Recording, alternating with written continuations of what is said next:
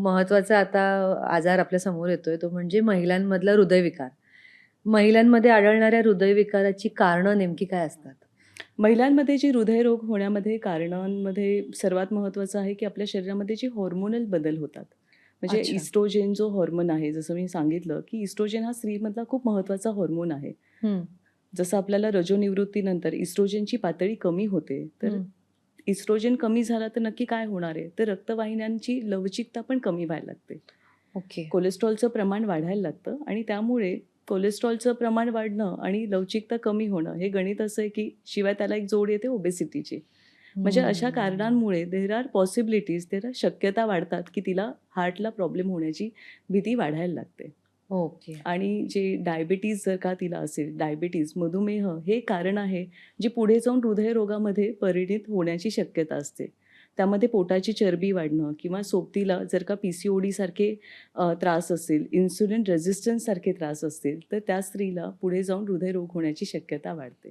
अच्छा. सोबतीला एक ब्लड प्रेशरचं पण कारण आहे. कारण ब्लड प्रेशरला आपण सायलेंट किलर म्हणतो. तो ओके. रक्तवाहिन्यांना थिन करतो आतून. मग हाय ब्लड प्रेशर असलेल्या स्त्रीमध्ये देखील पुढे जाऊन हृदयरोग होण्याची शक्यता जास्त असते. ओके. शिवाय आपल्याला काळजी, चिंतेचा एक असा विषय आहे, की स्त्री त्याच्यापासून दूर होऊ शकत नाही. बरोबर. तर काळजी, चिंतेच्या कारणाने जे शरीरामध्ये कॉर्टिसॉल नामक हार्मोन आहे, जो हं. स्ट्रेस हार्मोन म्हणून ओळखला जातो. ओके. हा रिझन असतो, जो इतर हॉर्मोन्सना पण बिघडवतो आणि हं. बऱ्याचदा हा स्ट्रेस फॅक्टर स्त्रीमध्ये हृदयरोगाचं कारण ठरू शकतो. हं. तर स्त्रीने ह्या सर्व कारणांवरती लक्ष द्यावं आणि आपल्याला हृदयरोग पण होऊ शकतो. तर त्यामुळे या कारणांमध्ये फार खोलवर न जाता त्यांची वेळोवेळी काळजी घेत त्यांना नियंत्रणात ठेवणं हे कर्तव्य समजावं. ओके. पण गर्भधारणा किंवा प्रेग्नन्सी याचा काही संबंध आहे का हृदयरोगांशी?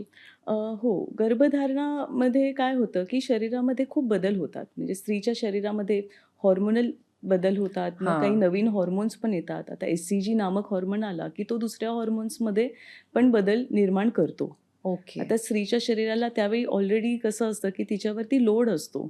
मग त्याच्यावेळी ब्लड व्हॉल्यूम वाढू शकतो.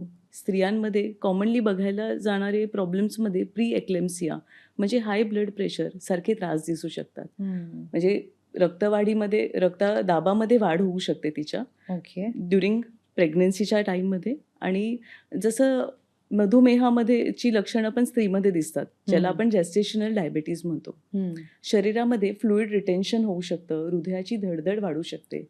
तर म्हणजे ह्या कारणांमुळे हं. पुढे जाऊन तिला जसं डिलिव्हरीनंतर प्री एक्लेम्सियाच्या स्त्रियांना तर जास्त धोका असतो हृदयरोग होण्याचा. बरोबर. त्यामुळे वेळोवेळी काळजी घेऊन त्याला त्या नियंत्रणात आणू शकतात. आणि आताच्या जीवनशैलीमध्ये हं. जसं तुम्ही काळजी, चिंता म्हणालात, हां. त्याचबरोबर धूम्रपान, मद्यपान हो, किंवा हो. झोपेचा अभाव हो, हो. याचा काही परिणाम होतो? हो, आता आता असं पाहिलं तर जसं काळ बदलला आहे, तसं असं झालंय की स्त्रियांमध्ये देखील धूम्रपान आणि मद्यपानाचं सेवन हे वाढत आहे. हो.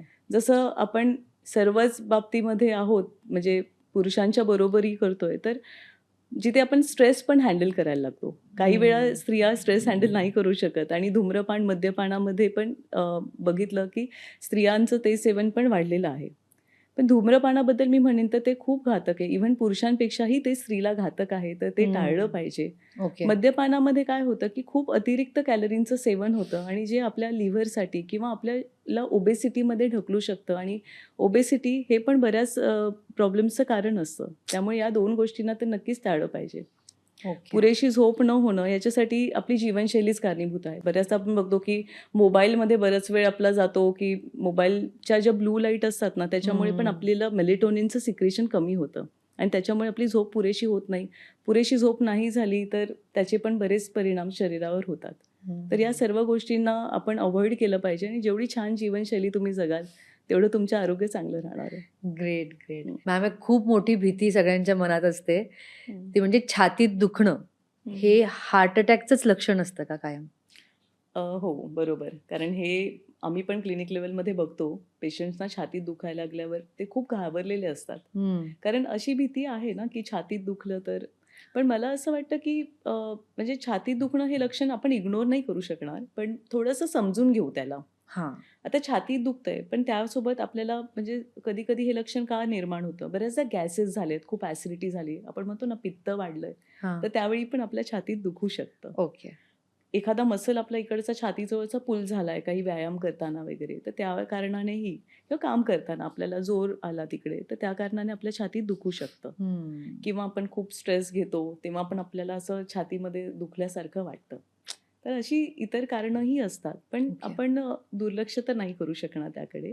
पण ओके. थोडं स्पेसिफिक करायला म्हणजे तुमच्या समजण्यासाठी मी सांगेन, की जेव्हा आपल्या छातीत दुखतं ना, त्यावेळी छातीमध्ये एक जडपणा जेव्हा यायला लागतो, म्हणजे असं भारीपण म्हणतो ना आपण, हं. तसं भारीपण वाटणं, हे थोडं कार्डियक असू शकतं, हार्टच्या रिलेटेड. त्या वेदना असतात, त्या छातीकडून आपल्या हाताकडे जातात, आपल्या मानेवर आणि आपल्या जबड्याकडे जेव्हा जायला लागतात ना, तर ते एक सिग्निफिकंट लक्षण आहे, की ज्याच्यामध्ये हार्ट इन्व्हॉल्वमेंट असू शकते. तर बरं. आणि खूप धडधड वाढते, खूप असं थकवा येतोय, इव्हन मळमळसारखं पण वाटणं, ही पण लक्षणं ॲक्चुअली हृदयरोगामध्ये पाहायला मिळतात. हो.